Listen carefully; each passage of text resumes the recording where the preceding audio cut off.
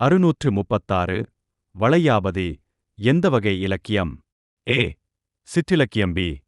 காப்பியம். சி. நீதிநூல். டி. புராணம். சரியான பதில் பி. காப்பியம்.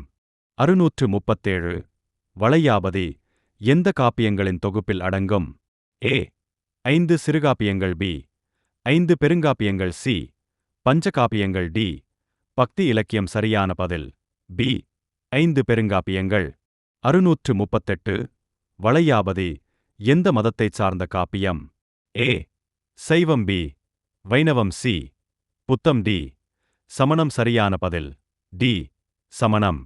639 வளையாபதி இயற்றியவர் யார்? ஏ. இளங்கோவடிகள். பி.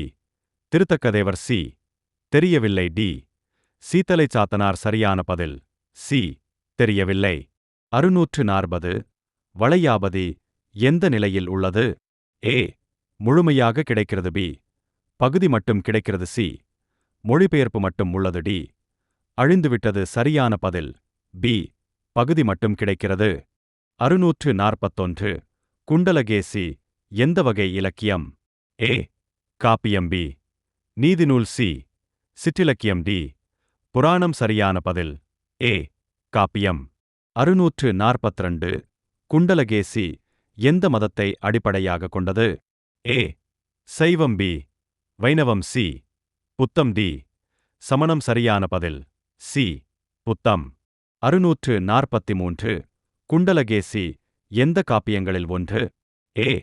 5 சிறுகாப்பியங்கள். பி. 5 பெருங்காப்பியங்கள். சி. 10 காப்பியங்கள். டி. பக்தி இலக்கியம். சரியான பதில் பி. 5 பெருங்காப்பியங்கள். 644 குண்டலகேசி இயற்றியவர் யார்? ஏ. சீத்தலை சாத்தனார். பி. இளங்கோவடிகள். சி. தெரியவில்லை. டி. திருத்தக்கதேவர். சரியான பதில் சி. தெரியவில்லை. 645 5 பெருங்காப்பியங்கள் யாவை? சரியான பதில் சிலப்பதிகாரம், மணிமேகலை, சீவக சிந்தாமணி, வளையாபதி, குண்டலகேசி.